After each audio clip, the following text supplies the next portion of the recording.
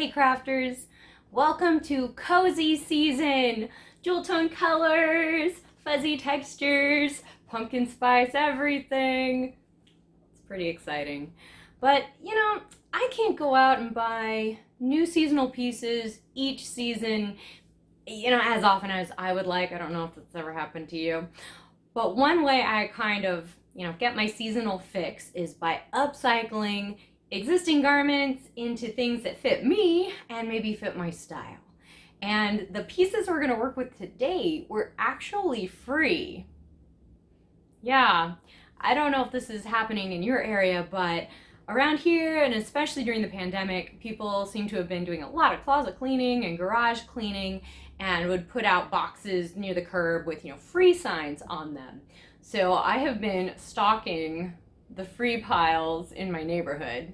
We're going to insert some free pile stalking footage right here. What do we have here? Oh my word. This is very something. I know. Victoria's Secret object. Very flowery scarf. And show you. A water creek. Think it's a short swatter? Maybe? Let's try that. Okay. It's like mostly kid stuff. But I think this is a skirt. Is this a skirt? I think so. This might be worth a try. Alright, over here. T-shirts. Oh, okay. I'm not entirely sure what that is. Get the t-shirt. Ooh, sweatpants. What can we do with? Okay, maybe not the cut ones. What about the big sweatpants? That might be it. Yeah, so stalking the free piles, and I did find some fun pieces. Of course, I had to get them home, wash them, and then once I tried them on, the results varied. Some things fit pretty well, others didn't. Some had project potential, others not so much. Some pieces that didn't fit me, but were in really great shape, I ended up donating some of those because I knew people would want them in their present state, even if they didn't really work for me. So I donated some, but then I found some others that had project potential. I could see some ways that I could refashion them into other things or change them to fit my preferences. So I'm going to tackle some of those projects. I'll probably do this over, a number of different days and try to get all my ideas in place for each piece. And then I'll show you a bit of the process so that you could try a project similar to this if you want. I'll show you the results, and then of course I do plan to be wearing these pieces, so I'll have to show you what they look like as well. So let's show you some of the pieces we're working with. Let's dive right in and do some upcycling.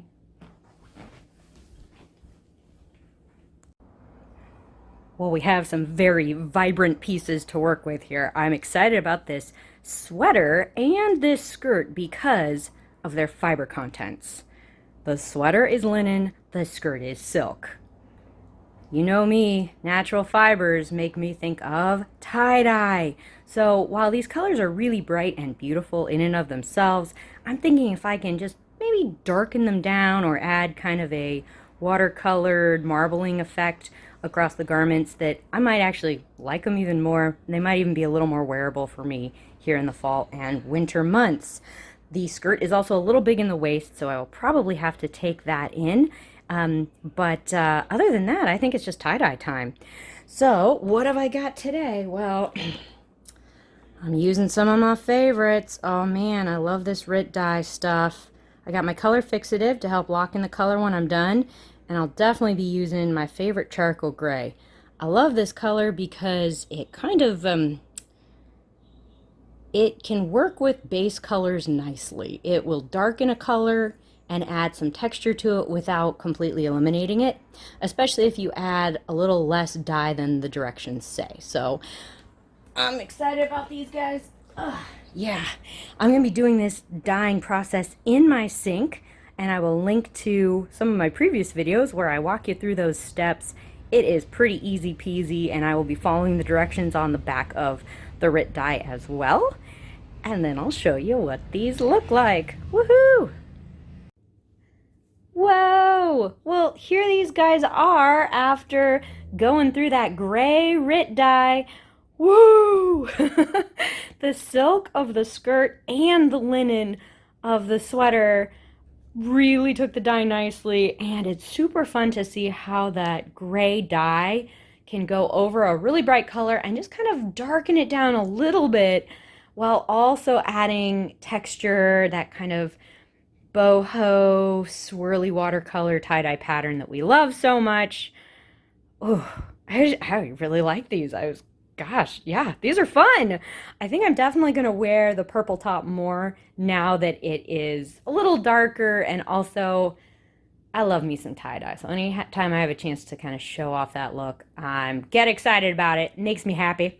Now the skirt does need a little bit of work in the waistband to make it fit me, but I think I know somebody who actually might be able to wear it as is. So I may not be styling that one for this video because I think I want to keep it the way it is and let that person try it on, see if they like it before I alter it. And if I get it back, they don't, it doesn't work for them, maybe I'll use it in a future outfit or a future upcycle.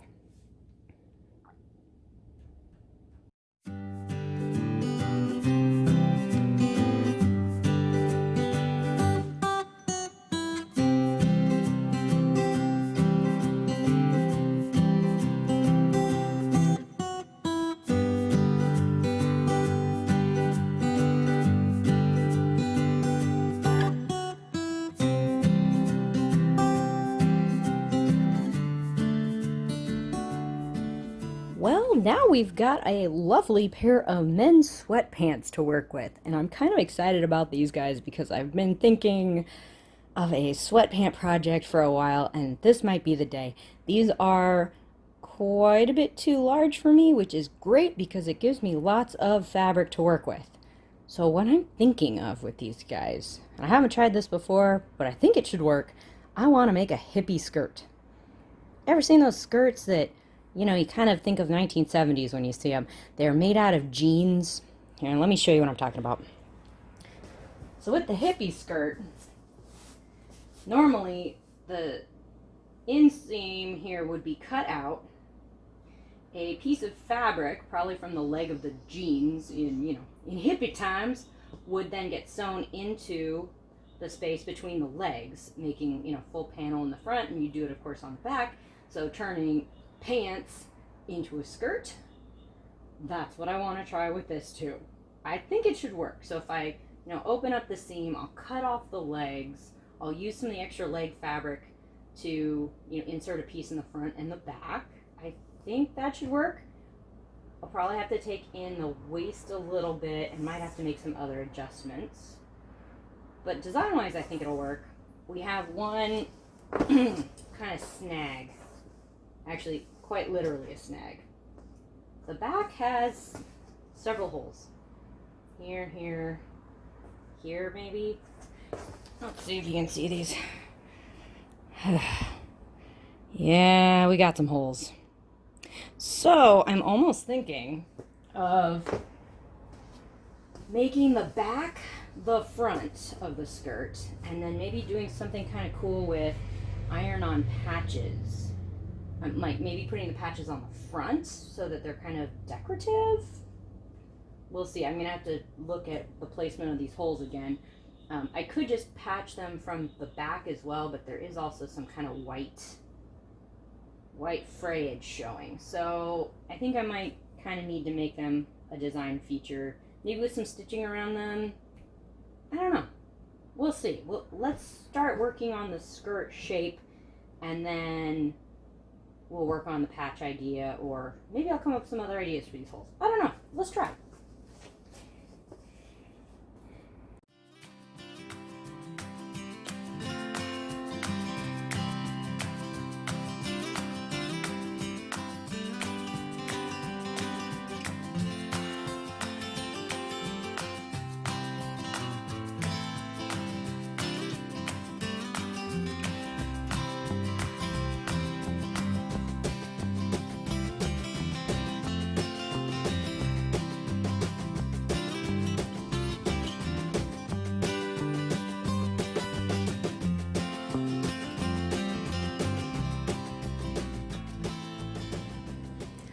Okay, well, I have cut open the inseam of the pants, and now I'm looking at the back of the pants here, and I'm realizing that there is quite a bit of kind of overlap here, and I think that's surplus designed to, give space for your butt.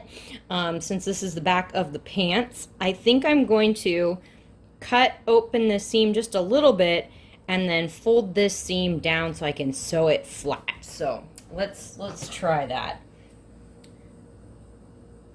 I'm eventually going to want a flat place.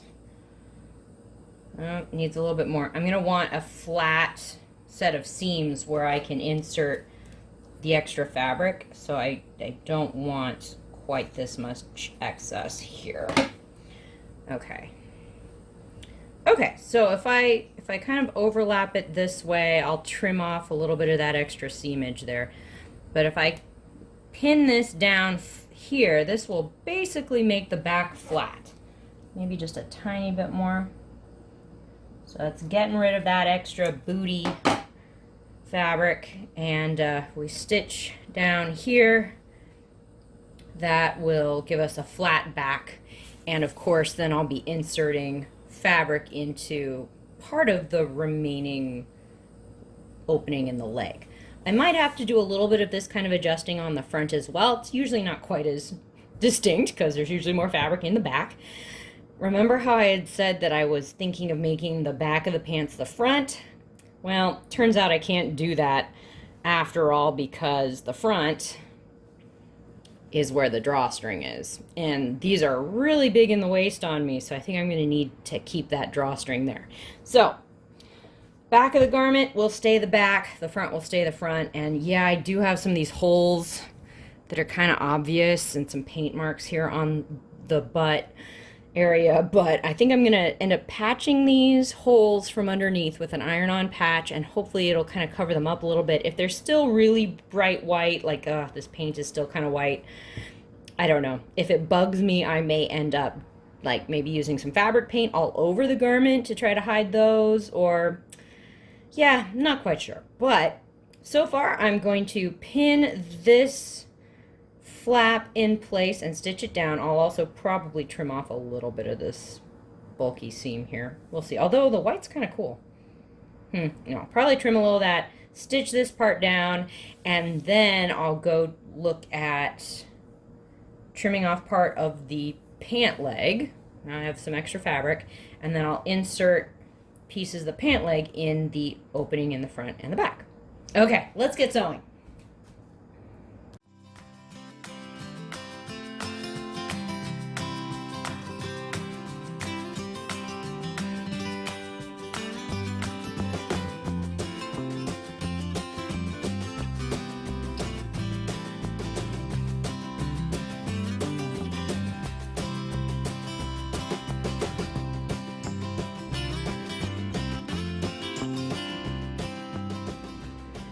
Okay, we're back. Hey, well, it turns out we're actually looking now at the front of the pants. You can tell they actually did need quite a bit of trimming and overlapping to try to make that seam lay relatively flat. I did end up sewing it, and then I tried it on and realized the fabric just didn't hang very well.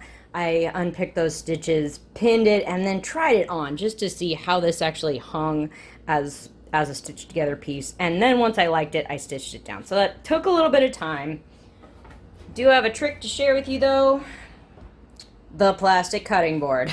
Yeah, that's been really helpful. I've actually inserted it into the fabric so that I knew that I was pinning and stitching to the front side or the back side and not accidentally stitching those two sides together. So that's a super helpful thing. Something else that's helpful, I've also used a needle that's designed for knit fabric, and I've been using a zigzag stitch. I'm still getting a little bit of puckering. My machine doesn't tend to love knit fabrics, but those things will at least cut down on the problems. Hey, probably also noticed I trimmed off the legs. After trying this on, I checked, about what length I wanted it to be. I then trimmed the legs off, and I did have to find kind of a balance between the length I wanted and how much fabric would then be left by that trimming, because that extra fabric's all I've got to stitch into this opening. Hey, if you have extra sweatshirt fabric, maybe from another project, or you purchased them, you could make this any length you want. Maxi length would be awesome. That might have to be my next project. But right now, let me get one of the legs. Okay, so I have trimmed off the elasticy stretchy bit, and then this is what I have to insert into the hole. Now, I've kind of been playing around with this. If the hole you're trying to fill is really wide, you might need to keep this center seam in, maybe center that in the triangle and just, use a piece like that. I think the triangle here might actually be narrow enough that I could use half of the leg piece and maybe get enough width. Let's move this up a little bit here. Let's see. Yeah, I'm gonna have to just play around with this to see. Ooh, okay. See, I might actually just be able to use half of the leg and not have the center seam in that piece. I mean, either way, it's gonna look fine. I'm also gonna play around with this to try to pin this so that this hangs pretty flat.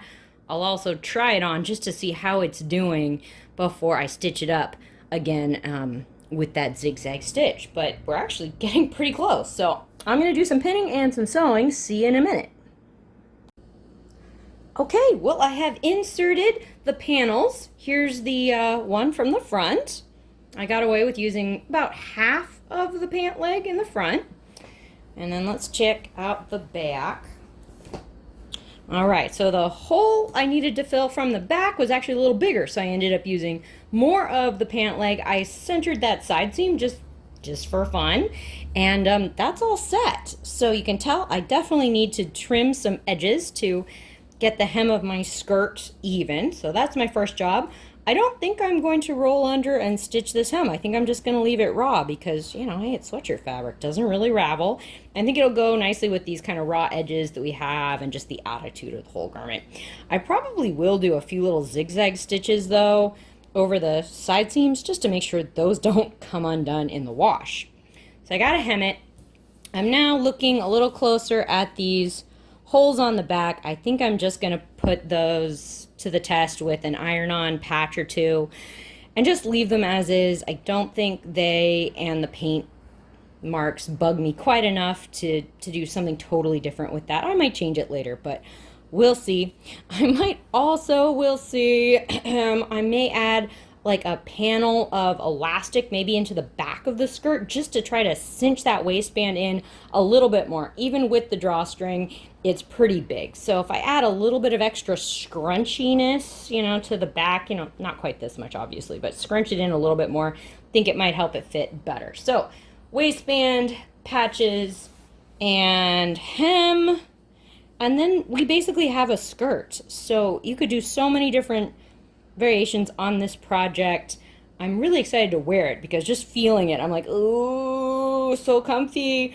I think this will be really fun to wear. So I'll finish this up and I'll have to show you what it looks like when I'm done.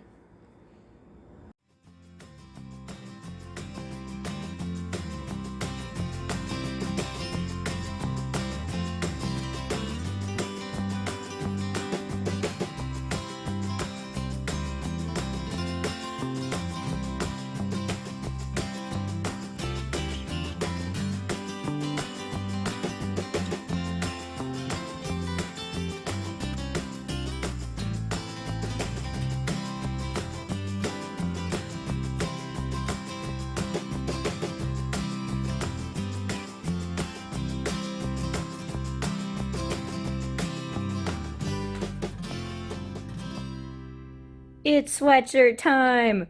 Okay, this is a great men's sweatshirt. It's extra large, super comfy fabric, but my goodness, it is so big that it's kind of hard to move around in while wearing this sweatshirt. The sleeves or the armhole is super low. The sleeves are super long. It's very baggy, and I like a good oversized sweatshirt, but this one is just really big. So you can tell I got some pins in there. I got some chalk marks.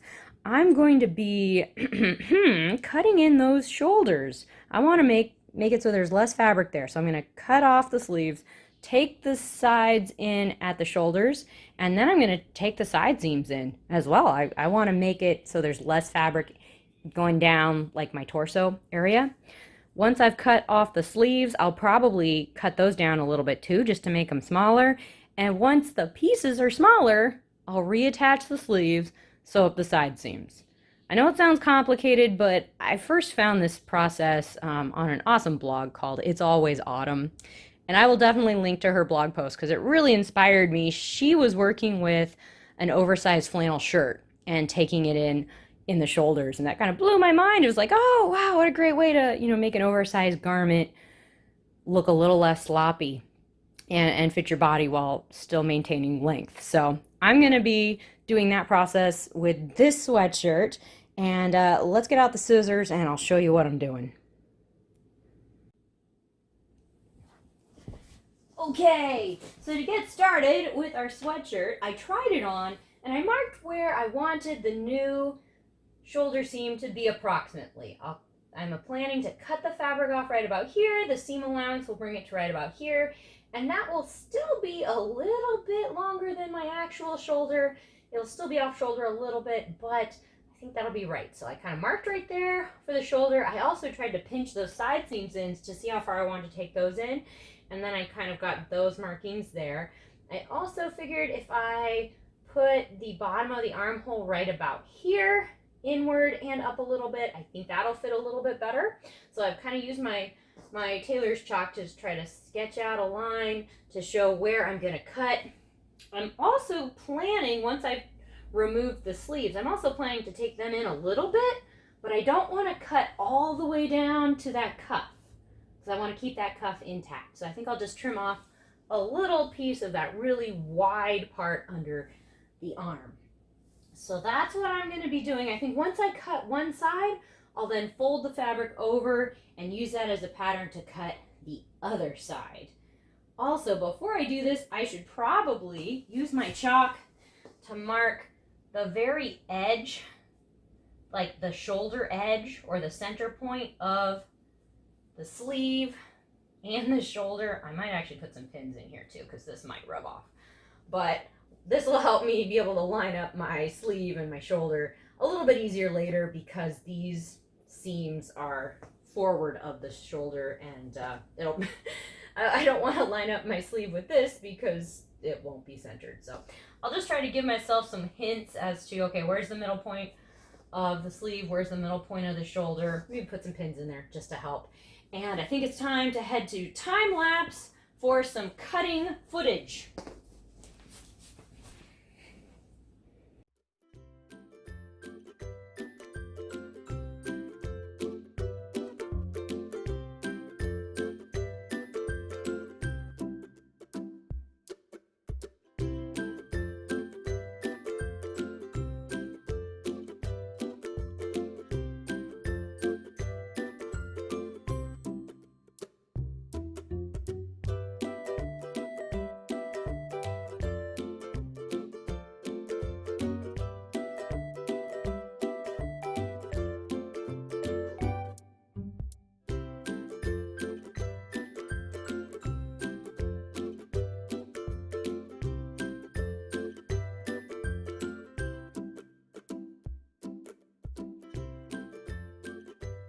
We interrupt this time lapse to make a note that, hey, it would be way helpful if I marked the center of the front of the sweatshirt, like maybe with some pins going down the middle, so that I could figure out exactly what was the center point when I folded over one side to use as a pattern on the other. I think I have it mostly centered. I used the neck seam, the neck band to help me a little bit, and this looks pretty good, but note to self next time, give yourself some extra markings so that you can figure out how to line up your garment better? Yeah. Okay, note to self, back to time lapse.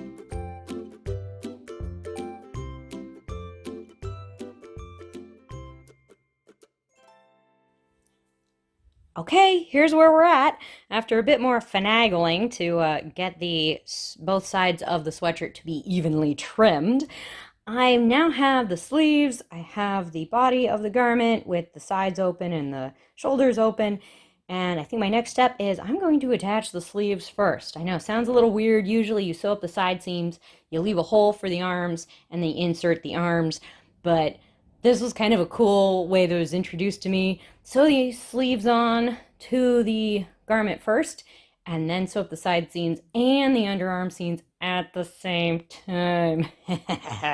Very sneaky. Let's do a little pinning.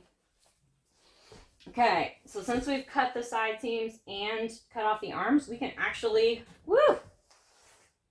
open the sweatshirt up like that. Let's make sure you can see that. Yep, you're seeing it. Good.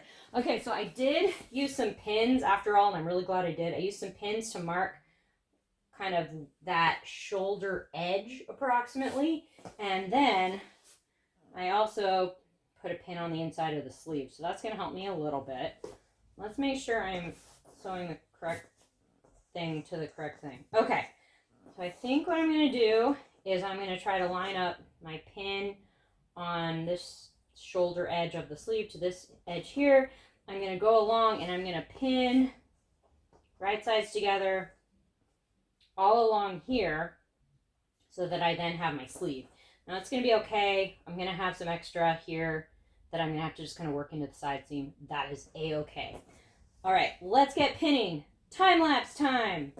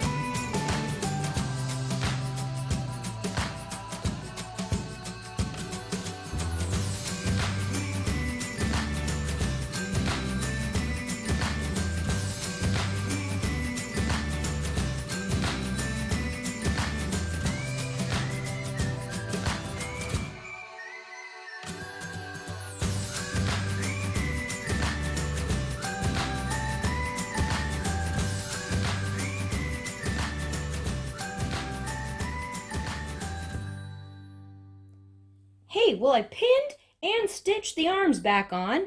Let's take a look. Okay, so here's where I was pinning before. I've now stitched that. I was using a zigzag stitch and, of course, knit needles on my machine to try to work with this stretchy fabric. As you can tell, though, the side seams are still open and most of the sleeve is still open, too. So now my next job is to pin the arms closed, pin the body closed, and I'm going to have to trim off a little of this extra fabric. Should have made those armholes a little smaller, but that's okay. I'm just going to basically kind of trim it off to look like this. And then I'm going to sew from the arms all the way down to the band at the bottom of the fabric. Hey, I think instead of stitching all the way down, I think maybe I'll do like a little zigzag stitch and a little zigzag stitch on each side, and then stop stitching right at the edge so that I've got like a little flap at the base for the bottom of the sweatshirt. I think that'll be really cute. So pinning, trimming, and stitching, and then it should basically be a sweatshirt. I'll try it on definitely though, and do any adjusting that I need to. I may need to take it in a little bit more. We shall see. It's always better to cut a little bigger than you think you'll need, especially if you're like me and you end up having to trim a couple times to make things work. Always better to work with a little more fabric than a little less, and you can always sew it in. Okay, pinning time and stitching time.